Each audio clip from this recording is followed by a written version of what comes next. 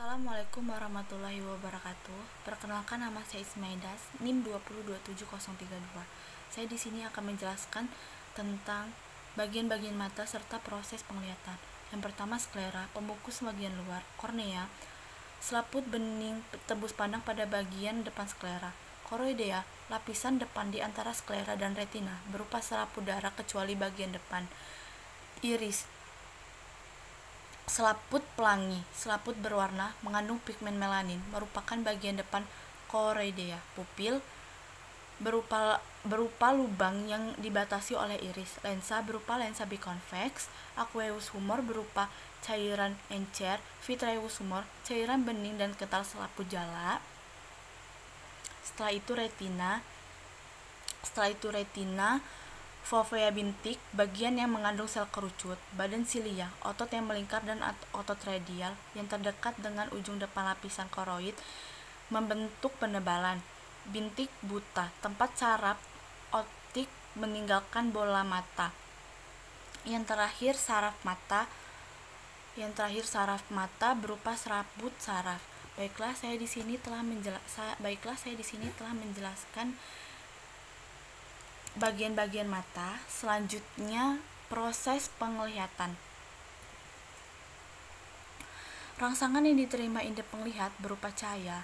Cahaya yang masuk melalui kornea akan diteruskan seperti berikut: cahaya ke aqueous humor, ke pupil, ke lensa, ke vitreous humor, ke retina. Apabila cahaya masuk terang, pupil akan menyempit, dan apabila cahaya yang masuk itu gelap, pupil akan melebar.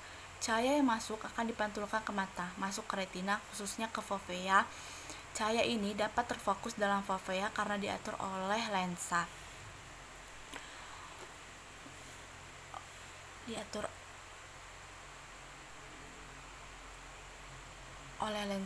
Otot yang terikat pada lensa akan terbentuk di dalam dinding koroidea disebut otot ciliaris yang berfungsi mengubah bentuk lensa. Apabila digunakan dengan benda jarak jauh, lensa akan mencembung, dan digunakan jarak dekat, lensa akan memipih. Pada retina terkandung dua macam sel, batang dan kerucut. Sel ini paling banyak terletak di fovea dan berfungsi menerima rangsangan cahaya yang lemah dan bayangan yang terbentuk.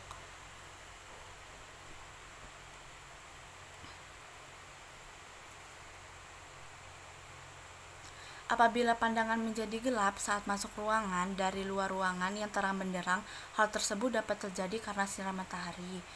Sel kerucut melakukan tugasnya menyampaikan bayangan ke otak. Sementara itu, pigmen rhodopsin dalam sel batang akan terurai sehingga sel batang tidak dapat bekerja dengan baik.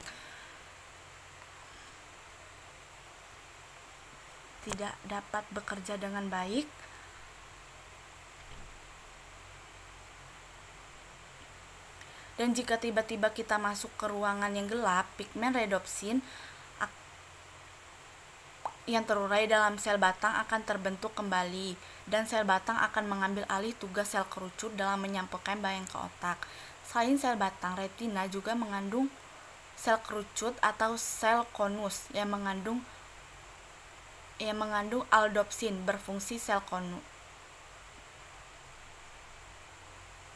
Rhodopsin berfungsi, sel konus menerima rangsangan warna merah, warna biru, dan warna hijau. Seluruh bagian retina terdapat sel batang dan sel kerucut kecuali tempat saraf